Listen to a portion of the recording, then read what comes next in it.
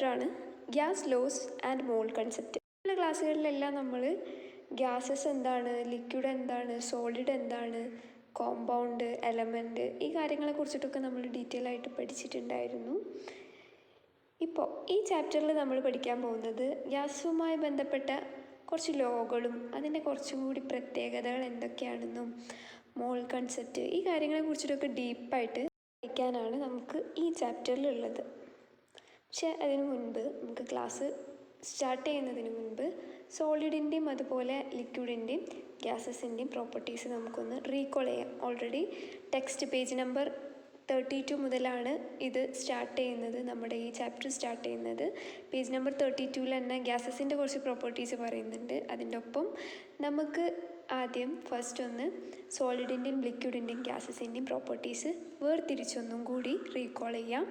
അപ്പോൾ നമുക്ക് ഇത് മൂന്നും ഡിഫറൻഷ്യേറ്റ് ചെയ്ത് നമ്മൾ മനസ്സിലാക്കുന്നതിലൂടെ നമുക്ക് ഒന്നും കൂടി തെറവായിട്ട്, ഒന്നും കൂടി സ്റ്റേബിളായിട്ട് നമുക്ക് ഗ്യാസിൻ്റെ പ്രോപ്പർട്ടി നമ്മുടെ ഉള്ളിൽ നിൽക്കും. അത് നമുക്ക് ഈ ചാപ്റ്റർ ഫുള്ള് നമുക്കത് ഹെൽപ്ഫുൾ ആവും. അപ്പോൾ ഓക്കെ, നമുക്ക് സ്റ്റാർട്ട് ചെയ്യാം. ഇവിടെ ഒരു ടേബിൾ തന്നിട്ടുണ്ട്. അതിൽ സോളിഡിൻ്റെയും ലിക്വിഡിൻ്റെയും ഗ്യാസസിൻ്റെയും ഓരോരോ പ്രോപ്പർട്ടീസും അതിൽ വരുന്ന ഓരോരോ വ്യത്യാസങ്ങളും ഈ ടേബിൾ കണ്ടാൽ നമുക്ക് മനസ്സിലാക്കാൻ പറ്റും. നമുക്കൊന്ന് നോക്കാം.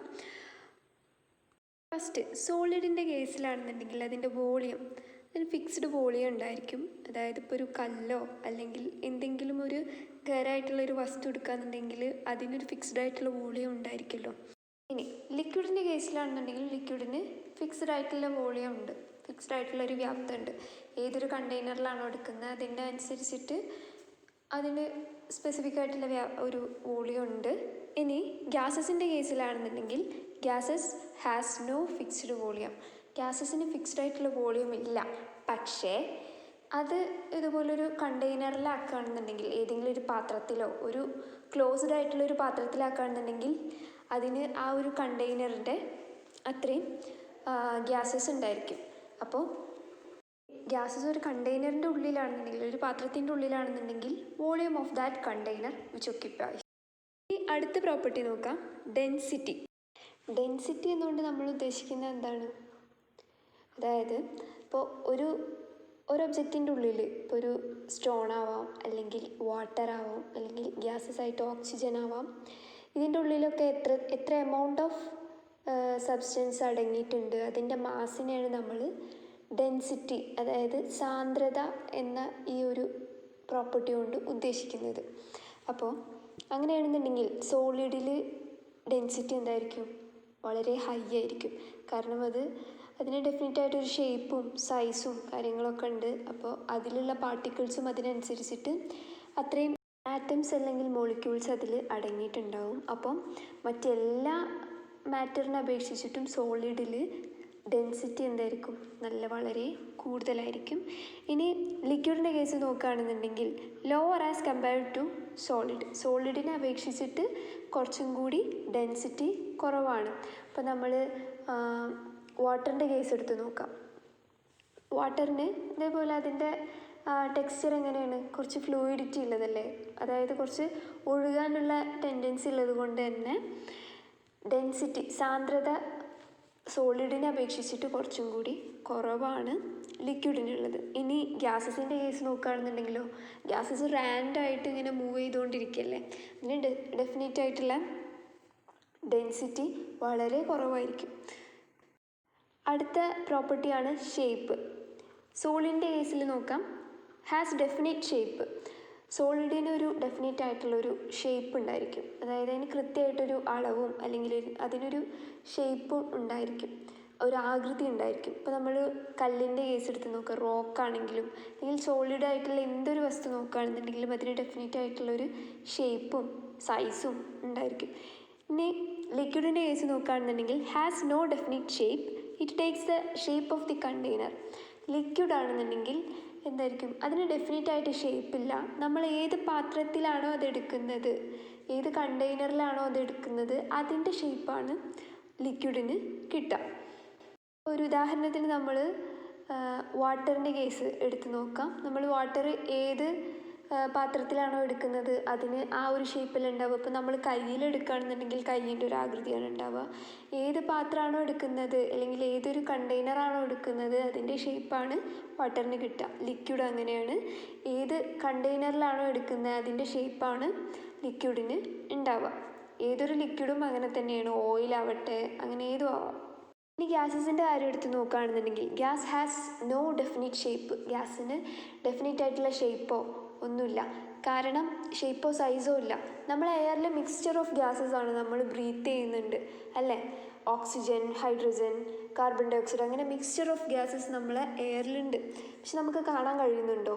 ഇല്ല, കാരണം ഓരോ മോളിക്യൂൾസും ഫാർ അപ്പാർട്ടാണ്. അതിന് ഡെഫിനിറ്റ് ആയിട്ടുള്ള സൈസോ ഷേപ്പോ ഒന്നുമില്ല.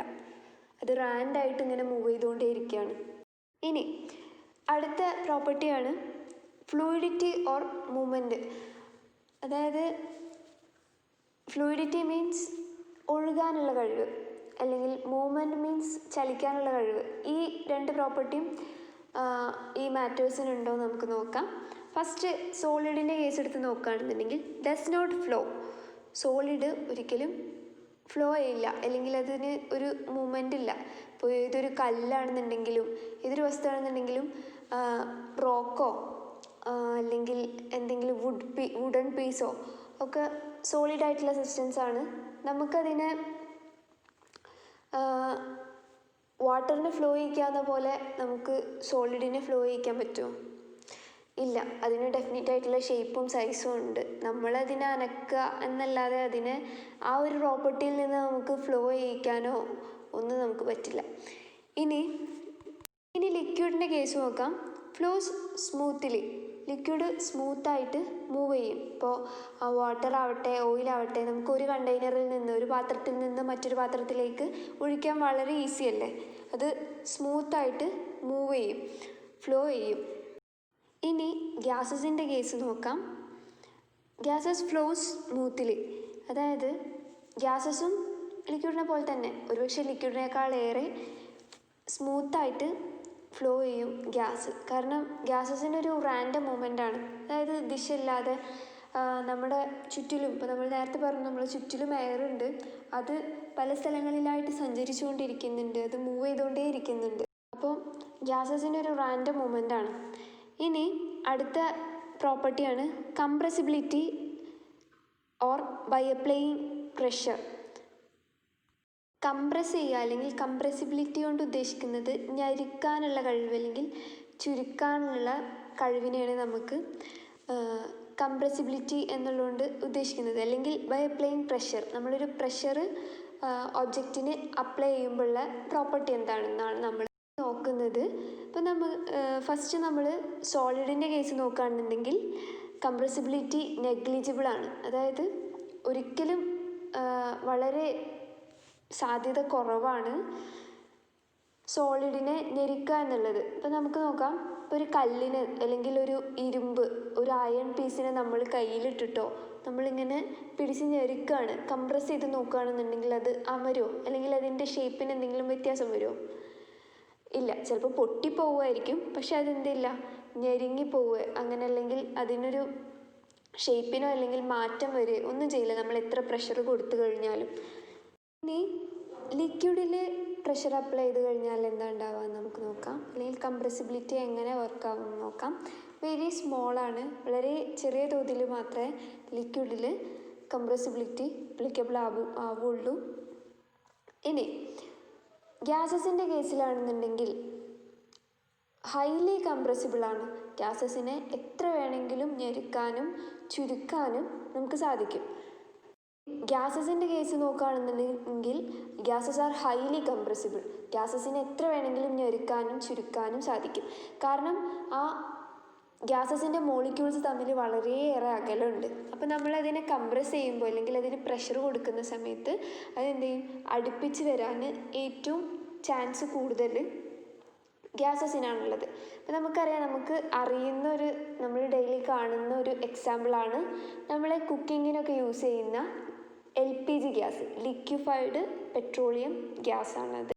ഗ്യാസസിനെ ചുരുക്കിയിട്ട് അത്രയും ചുരുങ്ങി, നമുക്കറിയാം ഗ്യാസസ് എന്ന് പറഞ്ഞാൽ എന്താണ്, അതിൻ്റെ മോളിക്യൂൾസൊക്കെ വളരെയേറെ ഡിസ്റ്റൻസിലാണ്. ഒരു മോളിക്യൂളും അതുപോലെ മറ്റൊരു മോളിക്യൂളും തമ്മിലുള്ള ഡിസ്റ്റൻസ് വളരെയേറെ വ്യത്യാസമുണ്ട്. ഇനി അങ്ങനെയുള്ള ഗ്യാസസിനെ കംപ്രസ് ചെയ്തിട്ട് അതിന് പ്രഷർ കൊടുത്തിട്ട് ചുരുക്കിയിട്ട് ലിക്വിഡ് രൂപത്തിലാക്കിയിട്ടാണ് നമ്മൾ കുക്കിങ്ങിനൊക്കെ യൂസ് ചെയ്യുന്ന LPG സിലിണ്ടറിലൊക്കെ നമുക്ക് കിട്ടുന്നത്. Liquefied petroleum gas, LPG gas എന്ന് പറയുന്നത് തന്നെ, അതിൻ്റെ പേര് തന്നെ അതുകൊണ്ടാണ്. അപ്പോൾ ഈ ഒരു എക്സ്പ്ലനേഷനിലൂടെ ഇപ്പോൾ സോളിഡ് എന്താണ്, ലിക്വിഡ് എന്താണ്, ഗ്യാസ് എന്താണ്, ഈ ഓരോ മാറ്ററിൻ്റെയും സ്പെസിഫിക് ആയിട്ടുള്ള സ്ട്രക്ചർ എന്താണ്, പ്രോപ്പർട്ടി എന്താണെന്നൊക്കെ നിങ്ങൾക്ക് ഒന്നും കൂടി റീകോൾ ചെയ്യാൻ പറ്റും. ആവശ്യം വരുന്നവരുണ്ടെന്നുണ്ടെങ്കിൽ ഈ ടാബിൾ ഒന്ന് നോട്ട് ചെയ്ത് വെക്കുക. കാരണം ഇതിൽ വളരെ സിംപ്ലിഫൈ ചെയ്തിട്ട് ഓരോരോ പ്രോപ്പർട്ടീസും ഓരോരോ മാറ്ററിൻ്റെ ഓരോരോ പ്രോപ്പർട്ടീസും കൊടുത്തിട്ടുണ്ട്. അപ്പോൾ നമുക്ക് ഒന്നും കൂടി ഹെൽപ്ഫുൾ ആയിരിക്കും. പ്രത്യേകിച്ച് ഗ്യാസസിൻ്റെ കാര്യമാണ് നമ്മൾ ത്രൂ ഔട്ട് ഈ ചാപ്റ്ററിൽ പഠിക്കുന്നത്, ഡിസ്കസ് ചെയ്യാൻ പോകുന്നത്. അപ്പോൾ അതൊന്നും കൂടി ഹെൽപ്ഫുൾ ആയിരിക്കും.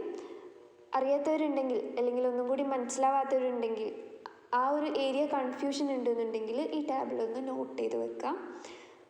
അപ്പോൾ സോളിഡിൻ്റെയും ലിക്വിഡിൻ്റെയും ഗ്യാസസിൻ്റെയും സെപ്പറേറ്റ് ആയിട്ട് നിങ്ങൾക്ക് അതിൻ്റെ സ്ട്രക്ചറും കാര്യങ്ങളൊക്കെ മനസ്സിലായിട്ടുണ്ടാവില്ലേ. ഒരു പിക്ചർ കൊടുത്തിട്ടുണ്ട്, ഇതിൽ നമുക്ക് കാണാൻ സാധിക്കും അതിൻ്റെ സോളിഡിൻ്റെയും അതുപോലെ ലിക്വിഡിൻ്റെയും ഗ്യാസസിൻ്റെയും സ്ട്രക്ചറും കാര്യങ്ങളൊക്കെ. അപ്പോൾ ഈ ഒരു പ്രോപ്പർട്ടീസൊക്കെ നമ്മൾ ഇപ്പോൾ നേരത്തെ ഡിസ്കസ് ചെയ്തിട്ട് ഇത് കാണുമ്പോൾ നിങ്ങൾക്ക് ഒന്നും കൂടി വ്യക്തമായിട്ടുണ്ടാവണം.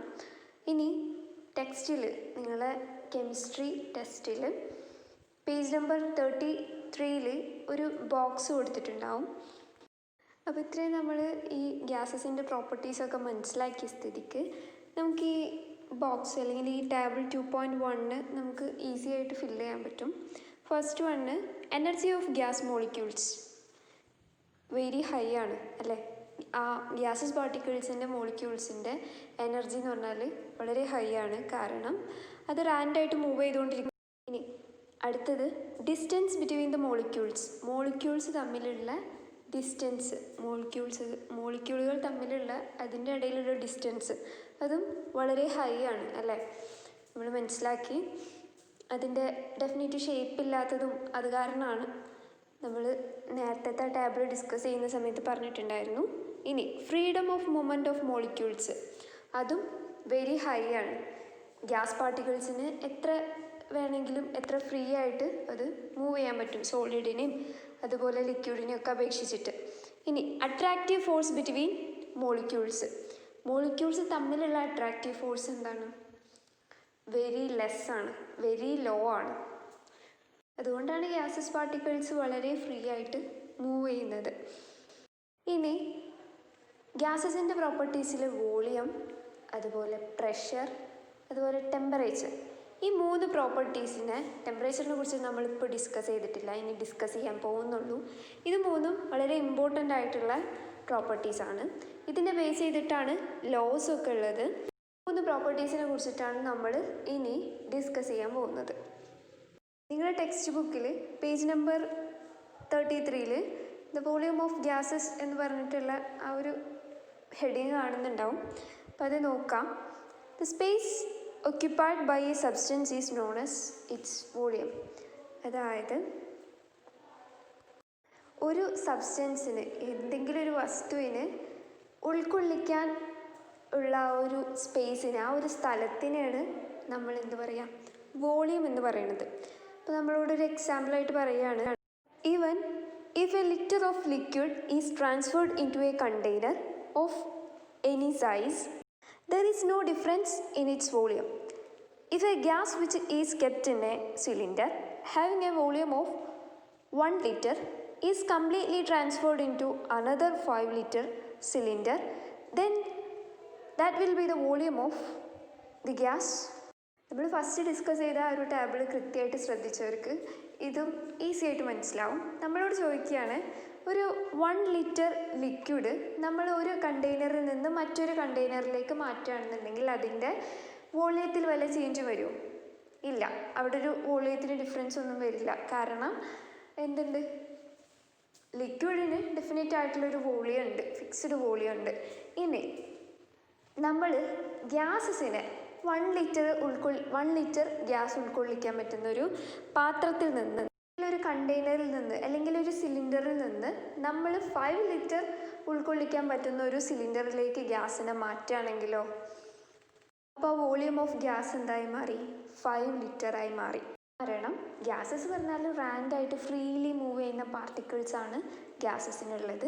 ഇപ്പോൾ ഒരു 1 ലിറ്റർ ഉൾക്കൊള്ളിക്കുന്ന സിലിണ്ടറിൽ നിന്ന് ഒരു 5 ലിറ്ററിലേക്ക് മാറ്റിക്കഴിഞ്ഞാൽ, 5 ലിറ്റർ ഉൾക്കൊള്ളിക്കാൻ പറ്റുന്ന ഒരു സിലിണ്ടറിലേക്ക് മാറ്റിക്കഴിഞ്ഞാൽ തീർച്ചയായും എന്താവും? ഗ്യാസസും ആ ഒരു 5 ലിറ്റർ ഉൾക്കൊള്ളിക്കാവുന്ന സിലിണ്ടറിൻ്റെ ഉള്ളിൽ റാൻഡായിട്ട് മൂവ് ചെയ്യും. അപ്പോൾ അതും എന്തായി?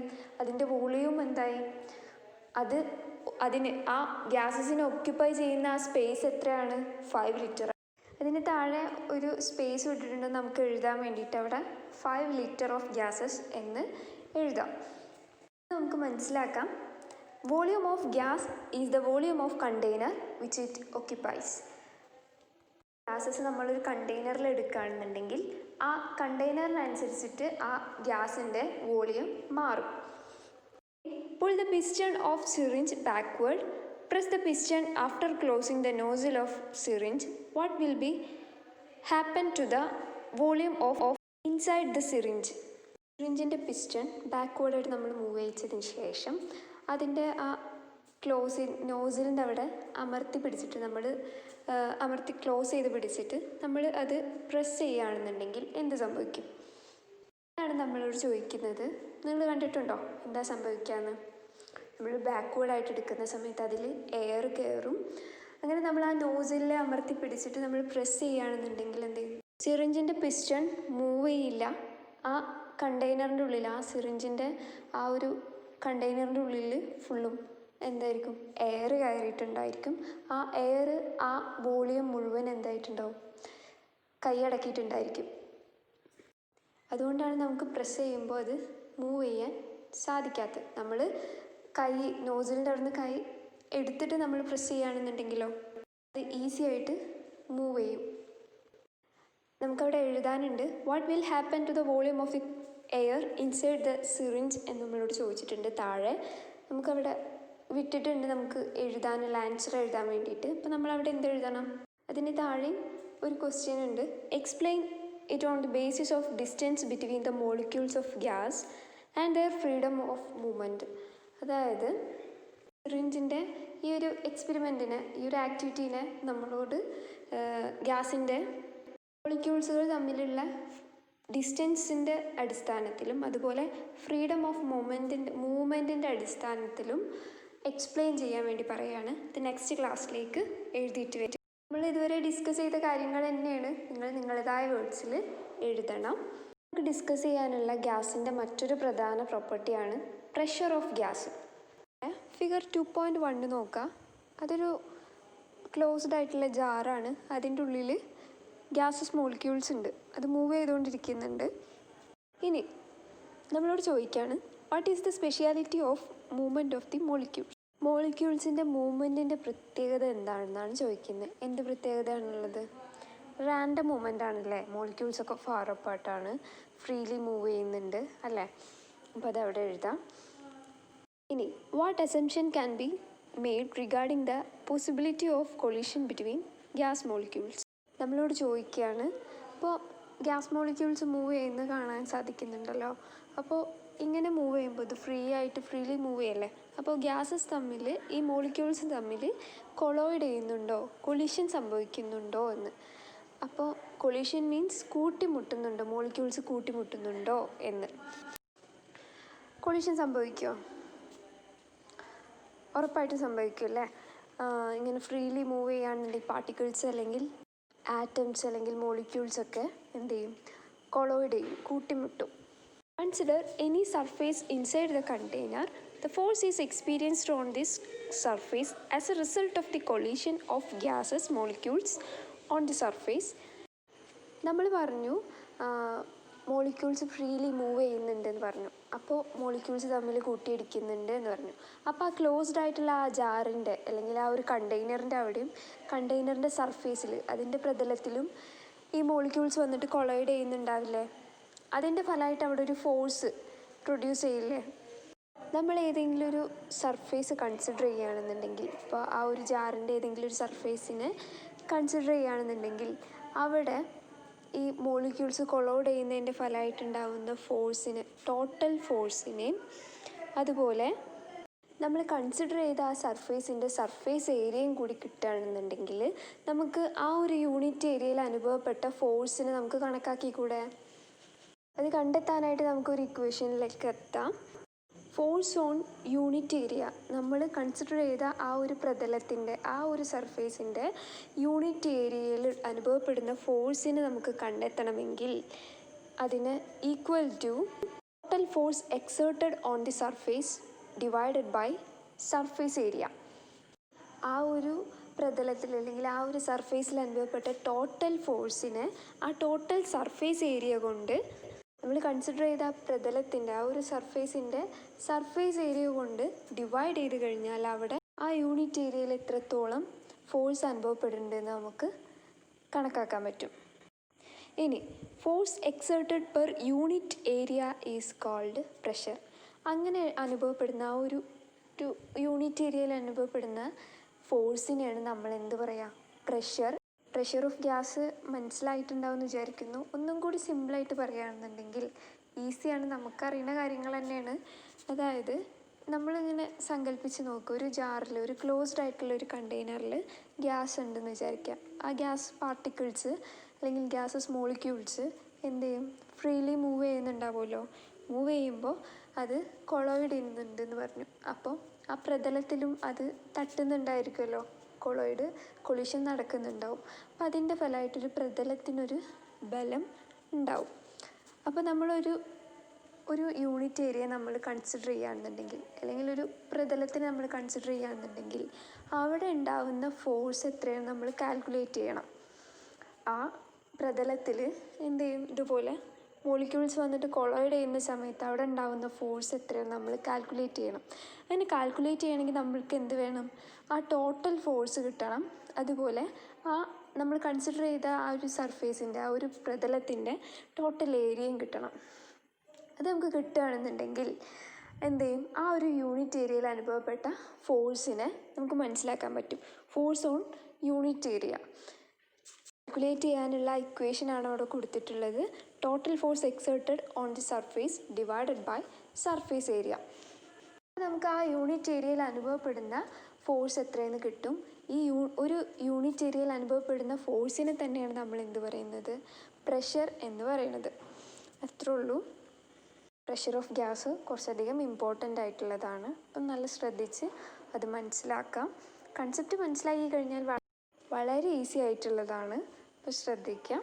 ഇനി നമുക്ക് നെക്സ്റ്റ് ടോപ്പിക്കിലേക്ക് പോവാം. ഇനി അടുത്തതായിട്ട് ഗ്യാസ് ഡിപ്പെൻഡ് ചെയ്യുന്ന ഒരു പ്രോപ്പർട്ടിയാണ് ടെമ്പറേച്ചർ. ഇനി molecules in gases are moving rapidly ആറിൻ്റെ. നമുക്കറിയാം ഗ്യാസസ് മോളിക്യൂൾസ് സ്പീഡിൽ മൂവ് ചെയ്യുന്നുണ്ട്, റാപ്പിഡായിട്ട് മൂവ് ചെയ്യുന്നുണ്ട്, റാൻഡം മൂവ്മെൻ്റ് ആണ്, ഫ്രീലി മൂവ് ചെയ്യുന്നുണ്ട് നമുക്കറിയാം. Which is the energy gained due to the movement of the മോളിക്യൂൾസിന് മൂവ് ചെയ്യുന്നതിൻ്റെ ഫലമായിട്ട് കിട്ടുന്ന എനർജി ഏതാണ്? നമ്മൾ പഠിച്ചിട്ടുണ്ടായിരുന്നു 2 types of energy, potential energy and kinetic energy. ഇതിൽ മൂവ് ചെയ്യുന്നതിൻ്റെ ഫലമായിട്ട് കിട്ടുന്ന എനർജി ഏതാണ്? ഗതികോർജം അല്ലെങ്കിൽ സ്ഥിതികോർജം എന്ന് മലയാളത്തിൽ പറയും.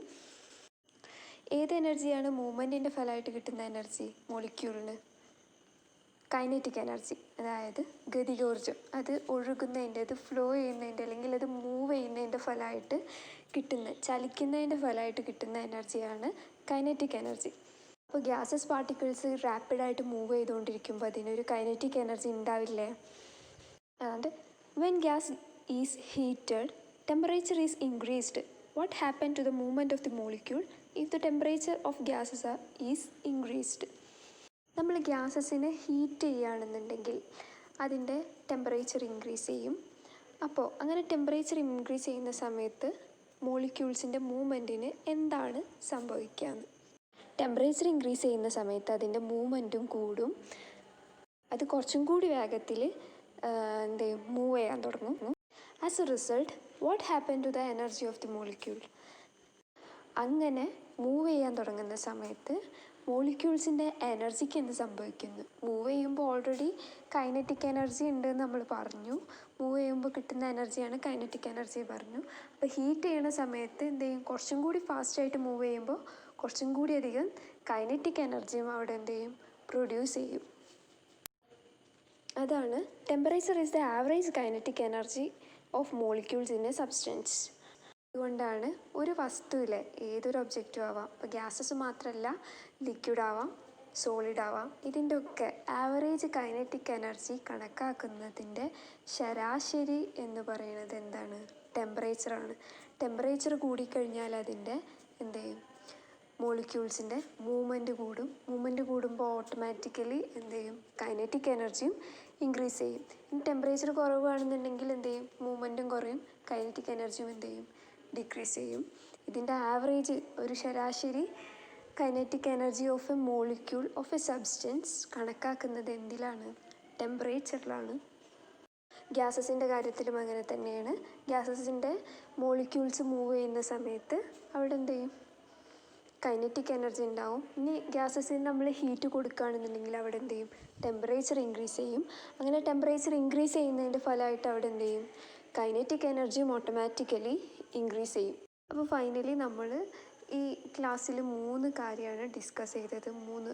ഗ്യാസിൻ്റെ 3 പ്രോപ്പർട്ടിയാണ് ഡിസ്കസ് ചെയ്തത്. ഈ പറഞ്ഞ ടോപ്പിക്സൊക്കെ നല്ല ബേസിക് ആയിട്ടുള്ളതാണ്. ബേസിക് ആയിട്ടുള്ള കാര്യങ്ങൾ അറിഞ്ഞാൽ മാത്രമേ മുന്നോട്ട് നമുക്ക് പോകാൻ പറ്റുള്ളൂ. എല്ലാവരും നല്ല രീതിയിൽ തന്നെ മനസ്സിലാക്കാം. തരുന്ന വർക്ക്സൊക്കെ ഇൻ ടൈമിൽ തന്നെ കംപ്ലീറ്റ് ചെയ്യാൻ നോക്കാം.